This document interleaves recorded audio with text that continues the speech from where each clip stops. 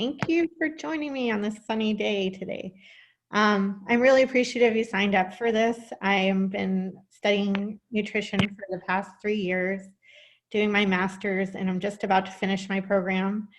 And I think it's so valuable to my life, and I'm here to just help anyone else who needs help with their nutrition needs. And for now, I'm offering my services, email, or anything you need. Just give me, send me an email, or after this, we'll be answering questions and answers. So if you brought your questions, we'll save it to the end, but I'm really excited to help all of you guys. So let's see. So I just want to quickly say the difference between a nutritionist and a dietitian is a dietitian really focuses on a diet plan. If you're not feeling well or if you have an illness, they'll go into the whole, like, how to fix a specific, diet issue. A nutritionist is more holistic in terms of how to change behaviors, psychology behind changing behaviors, getting your motivation up to do things. There's a lot of psychology versus like a lot of menus in nutrition. So I'm really enjoying that aspect of it too. Okay. Oh, good. Thank you. All right. So we can move on to the next slide. Okay. And that's my email address, if you can read it. lfleahy@protonmail.com. And then my introduction I just gave you. I also have a website I'm designing, healthyisbeautiful.me, and it's just about being beautiful from the inside out, not about our exterior, but feeding yourself with good nutrition to feel good and look good and project health. Okay, we'll give you a copy too, so you don't have to take notes quickly or anything. Can you do the next slide, Rebecca? Okay, so this is one of the first things that I studied, which I don't know if you guys have seen this. Some of this is basic, but after they did the food pyramid, they revised the whole thing because people were confused and it was complicated. They want to make it really simple for everyone. So this is called My Plate. It was done under the Obama administration, and it's about basic how to divide your plate when you're eating.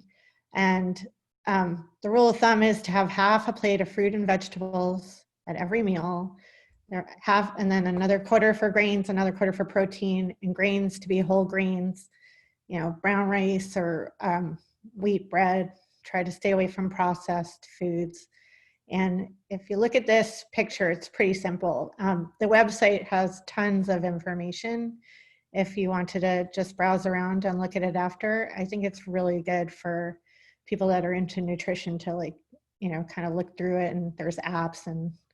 But this is something, basically the core of our beginning our nutrition program. And there's a lot of fad diets out there. I'm just going to say those aren't always good for you. They lose weight quickly, but they don't necessarily give you what you need nutritionally. So just to stick to My Plate is a real good way to lose weight and stay in shape and also eat the right nutritional amount. So, okay, next slide. Nutrition labels. Do you guys, raise your hand if you look at nutrition labels in the store? Oh gosh, that's good. Yeah, I completely study labels these days. I feel like there's so much they could put in there that you don't even know what you're getting. So I'm so glad to see you guys are into that. Basically, rule of thumb, because you seem like you guys know a lot about nutrition, even starting out. So for sugar, I would say 25 grams a day is what they recommend, staying under. I know. It's unbelievable, because if you have one, can of soda, you're already like double. So just keep in mind your sugar intake. You don't have to be exact, but just for women, it's 25. For men, it's 36 grams a day. They, recommended is actually like 45 to 65% carbs. Like, we all hear carbs are bad, right? So they're not bad. They're important. They keep your brain functioning. They give you energy. I mean, just make sure the carbs are good from good sources like fruit, vegetables, whole grains.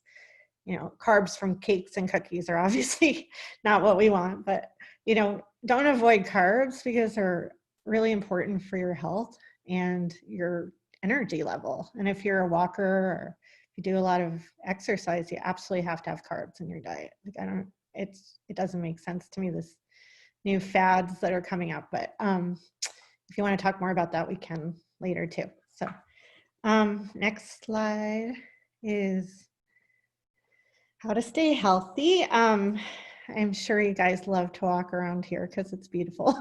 But if you have anything it's just about moving 30 minutes a day, any type of exercise, any type of yoga, stretching. If you're not mobile, just really just start small, but try to keep your body moving because, you know, that will be like, that'll help you for forever.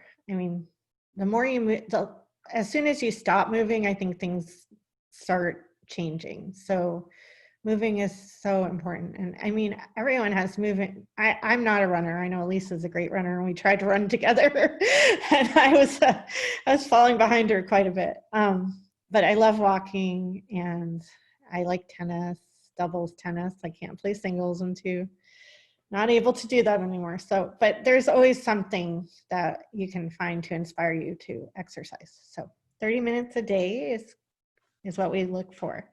Okay, next slide. So osteoporosis, I did like a whole big study on this and I included it because it's so, like, people don't know about it. Doctors don't talk about it. It's very, I don't know. It's kind of one of those subjects that goes under the radar, I guess. But it's like after 50, you know, we all kind of are susceptible to problems with osteoporosis. The ways to help yourself are calcium and vitamin D. I mean, not just when you're like growing up, drink your milk, but like if you're not drinking milk or you don't have dairy, talk to your doctor about your calcium. Make sure you have enough calcium because your bones need it. And long term, this is definitely something that can like slow you down and you know, bone breakage and recovery. And so the calcium and the vitamin D is really where I feel like the most, like, I'm sure you've all heard from your doctors about vitamin D at this point, probably. Maybe raise your hand if you've talked to your doctor about vitamin D, I guess. Oh, good. Yeah, because D is like out here. Can you cut to the next slide? Rebecca, good. Okay. Vitamin D is like, it's getting a ton of research right now. And in our region, we're pretty like limited to our vitamin D. I mean, we have it over the summer. Today's great example. You can be outside for 15 to 20 minutes a day in the sun. I mean, leave your legs exposed. You don't need sunblock on your legs. Just early morning or later in the evening. I mean, middle of the day, I would put sunblock on, but maybe go for a walk and get some sun. And the vitamin D really needs to absorb into your skin to get it. And we don't have it throughout the year. So, I mean, a lot of us are low. I've read studies that say over 50% of adults are low in vitamin D. And out in the Pacific Northwest, it could be as high as like 70% probably. And vitamin D helps your immunity, it helps your muscles, and it helps fight depression. It helps you in the winter months. I mean, I take vitamin D supplements because I'm low. I have a hard time boosting it up. I take blood tests like every 6 months to check on my vitamin D. So I'm really kind of like pushing the vitamin D conversation.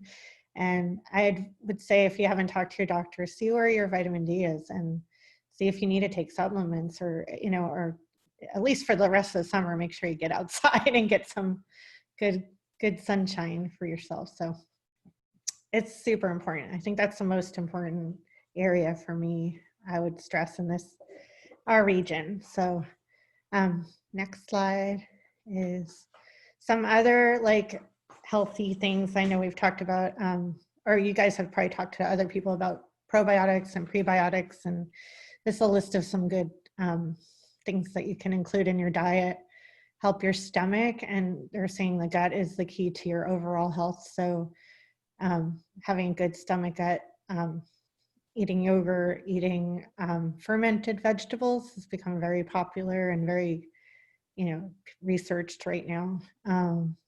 Some of these, if you're limited and you can't eat garlic, a lot of people have garlic issues or, some other issues, but it's just a list that I'm going to send you guys so you have it. And I'm sure you've heard this too. So, I mean, a lot of this is known, but I'm just putting together like the best of nutrition for all of you. So next page is, okay, quick, check your cholesterol. Can you skip to the next slide? Okay, so this summer I did a class. My cholesterol's been high since my family is high cholesterol, runs in my family. I've been told I should go on medication, on statins and stuff. I've been kind of stubborn about it since I'm studying nutrition, and did a lot of research and put together this list of things that can help lower cholesterol.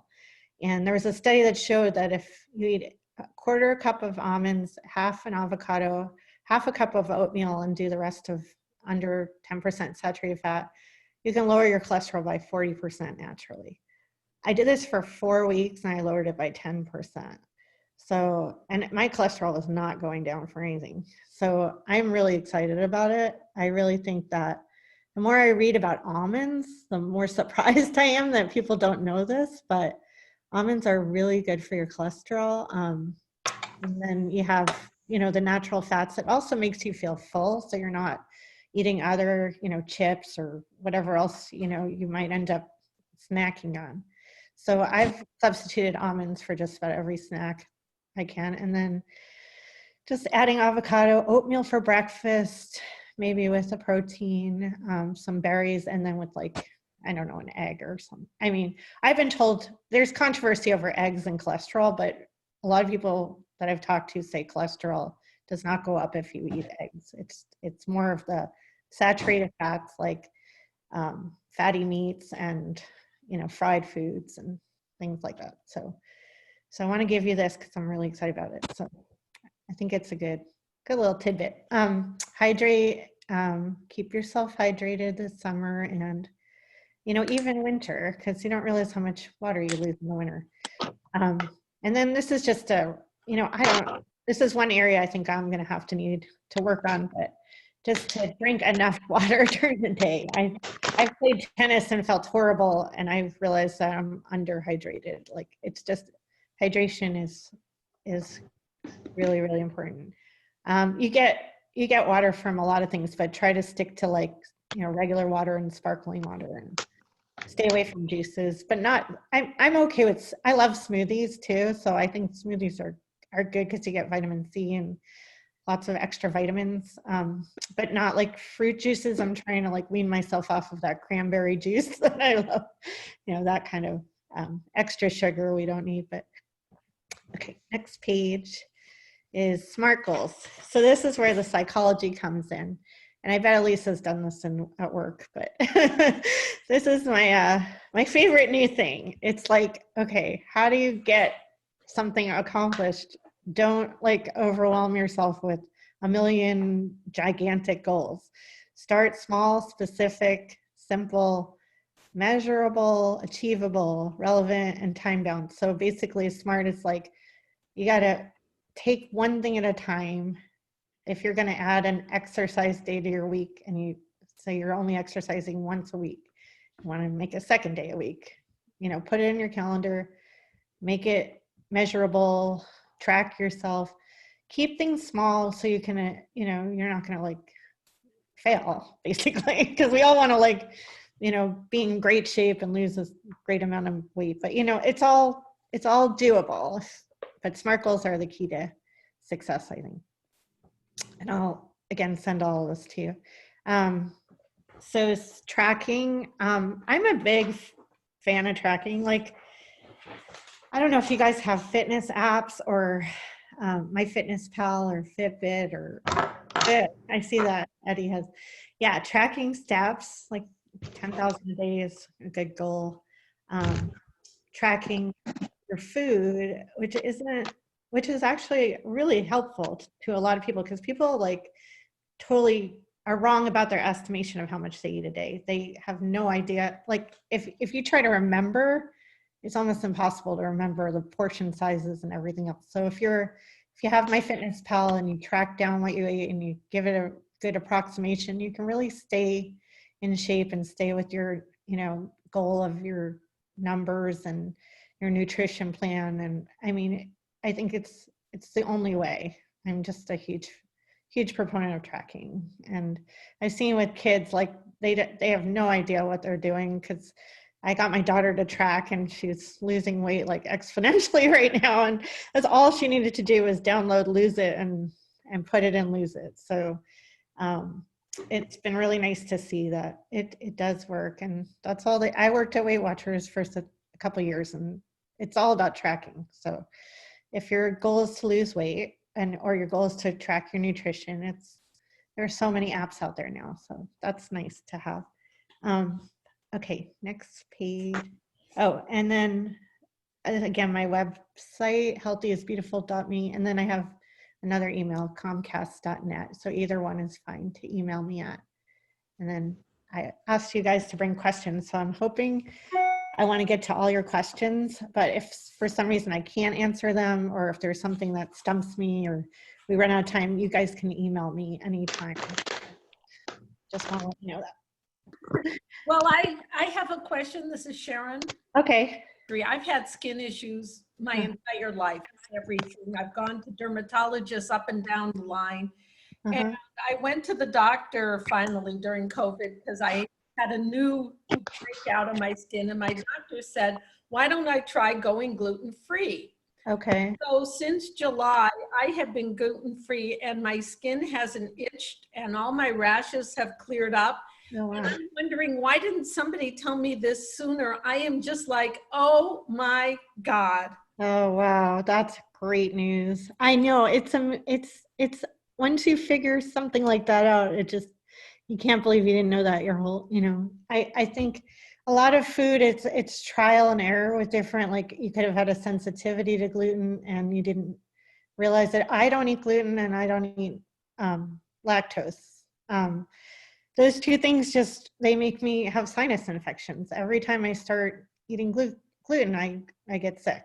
I get cold. So I don't know why. I'm not celiac. I'm not. But yeah, there's a correlation between, eliminating. If there's a food you need to eliminate and you see a big difference, that's amazing. Then you're on the right track. I'm just wondering why I'm in my late 60s. Why nobody said this sooner? I've had this since I was a baby. I've had skin. Oh, wow.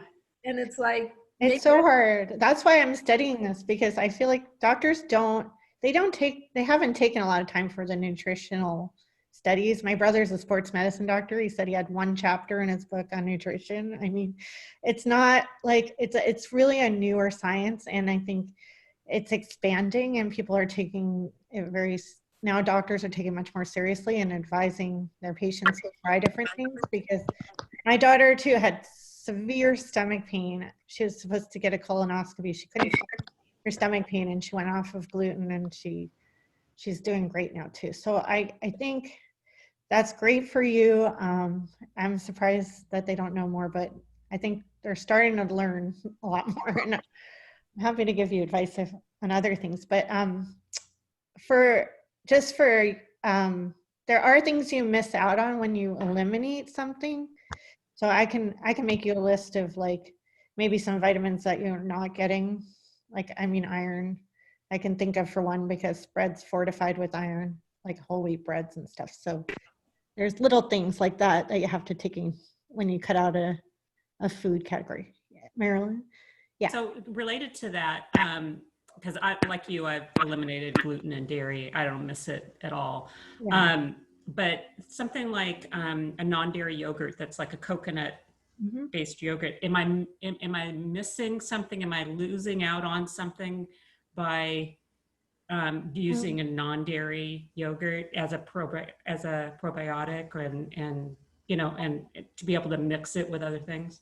I think the only thing that I worry about with non-dairy, and I've had non-dairy for 3 years, is my calcium and my vitamin D, which I think because, the milks are fortified with calcium and vitamin D, but a lot of soy milk and other milks are now starting to get, you'll see on labels they're fortified too with, but just make sure to do you take a multivitamin? I take supplements and non-dairy milks. Yeah. Oh, good. So as long as you're taking a supplement and you have calcium, you should be fine. I think the people that don't take supplements or multivitamins and then they cut out a major food group, then it's like all of a sudden you have another set of problems later down. But you sound like you know what you're doing, so that's good. Thank you. Yeah. So does you said almonds are really good, so I've been using almond flour instead of regular flour. Yeah. Does that count as my stash of almonds every day?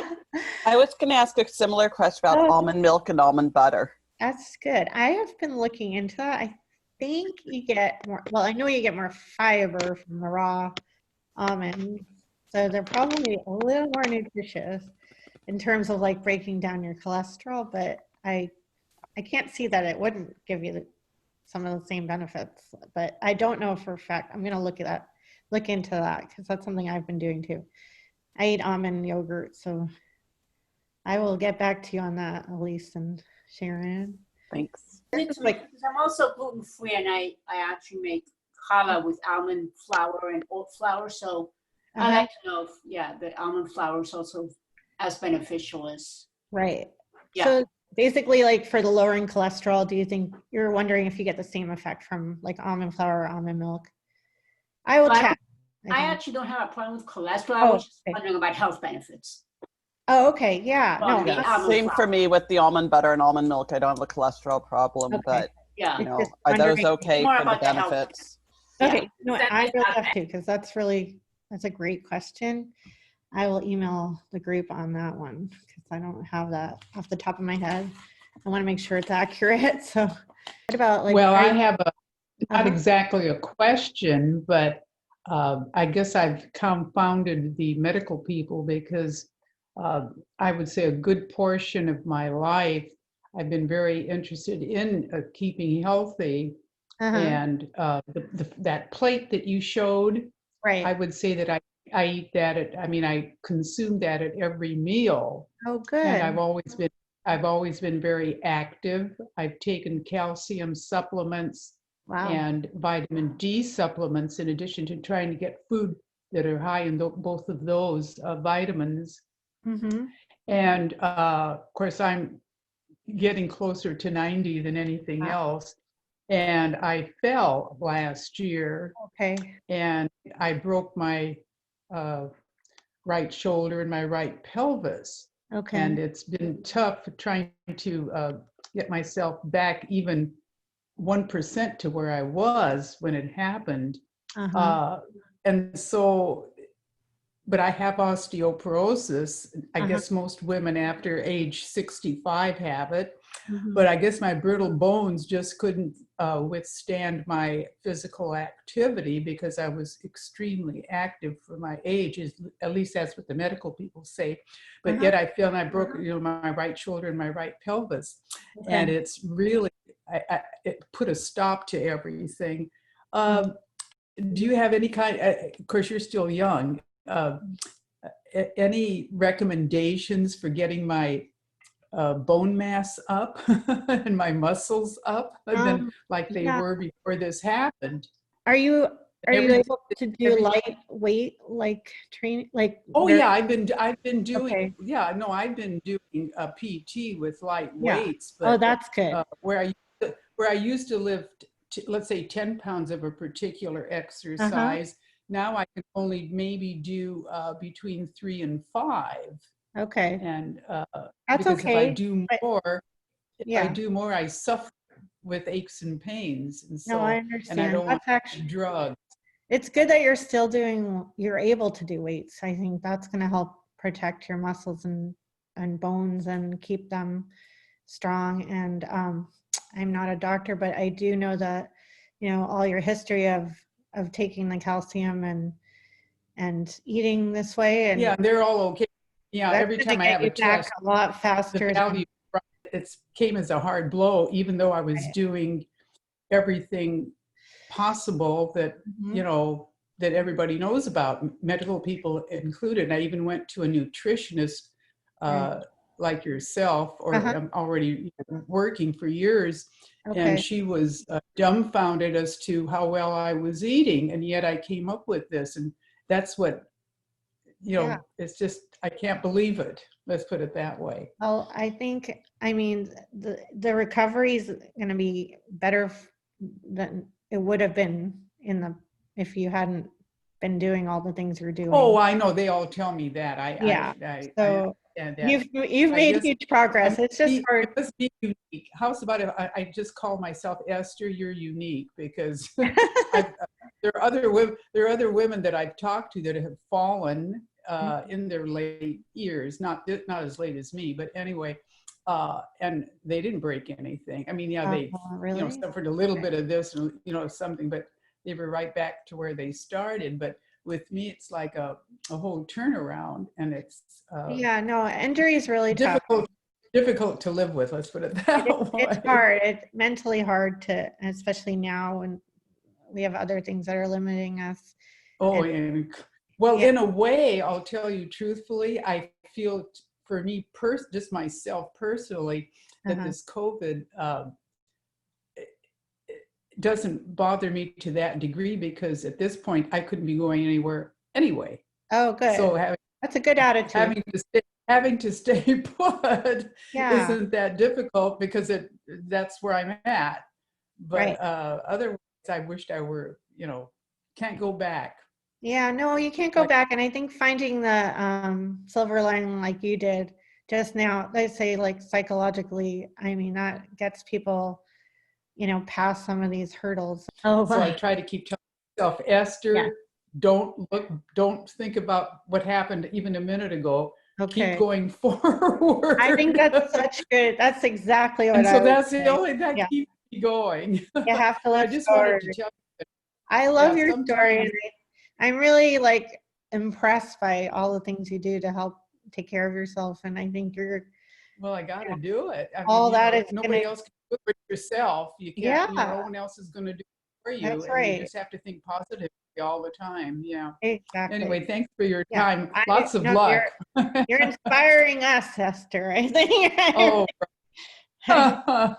Don't worry. You know, keep thinking, moving forward. Yeah, no problem. Lauren, I wanted to ask if you're planning on working on helping to educate young moms about what is really good nutrition for their babies and their young children. Yeah, I would definitely think about doing that's something I've thought about doing. I think that's a good area.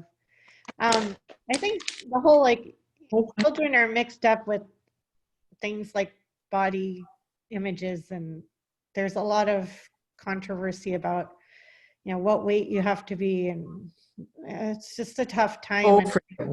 Forget weight. Basic nutrition is really important to. I'm just going to interrupt real quick and put my thing on here and show you what I've been nibbling on while we've been talking. I can see. Can you the see label. what I'm holding? Oh yeah, almonds. My favorite. That's what I've been nibbling on since you started. Oh, that's so funny. That's what I carry around. Earlier than you started, like around 10 o'clock. Yeah, and I go through these like crazy. You're definitely exactly. You've done everything that in this past. I know. That's what I mean. That's why I'm stumped. That's pretty cool, though. No, it works. Sorry to interrupt. Yeah, sorry to interrupt you. Go ahead. Is anyone else that didn't ask a question interested in asking a question? Unless you happen to know what's good for building a bone mass. Well, it's just the weight training and the calcium and. Yeah, I do that. Training and calcium. Those and vitamin D, of course. D, exactly. Don't forget vitamin D. Oh, wow. I have a question. Okay. I'm often told that it's better to get some of those vitamin sources through the food than the actual supplements. Oh, I do that anyway. This is in addition to You're right, and yes, definitely. The first source you want to go to, I mean, you want to eat as well-rounded, healthy diet as you can. If you're low on vitamin D, it's because we don't have enough sunshine and there aren't enough foods that give you vitamin D. It's limited, and we wear sunblock half the summer, or we try to protect ourselves. And what about calcium if you don't eat much dairy? Yeah, that was the one I definitely think you should. I mean, I don't think you can hurt by taking 1,200 milligrams a day of calcium, but if you're concerned, to ask your doctor. But the daily allowance of calcium is probably a really good idea especially you're a runner and you're. Right, but it's okay to get it through supplements if not food? Yes, it is. Well, certain supplements, there's some that are, obviously like iron, I would be, talking to your doctor first thing, just making sure. But calcium? Calcium, general daily amount that's in a multivitamin, 1,200 is fine. Okay. If you're going to take big amounts of anything, I would ask a doctor, but if you're sticking with the daily allowance, you should be fine with definitely calcium, vitamin D, 1,000 milligrams a day. Okay. It's fine. If you have to take like a large dose of D because it's fat soluble, like 5,000 a day, I wouldn't do that without, knowing where your vitamin D is. Like stick to the recommended daily dosage of D is like 800 to 1,000, I think. Most of the doctors are saying like 1,000 to 2,000 is okay. But yeah, try to get as much as you can from foods first. But if you're not eating dairy, then you have to, right, exactly. But yeah, I'm going to send you all the presentation and email me if you have questions. And it was really great meeting all of you guys. Thank you very much. Thank you so much. Thank you. That was Great. Good luck to you. Thank you. Bye. Great. Okay. Thank you very much. so much. I'm Bye. sorry I came Thank in you. late. Hi, everyone. Take care. Thank you very Bye. much.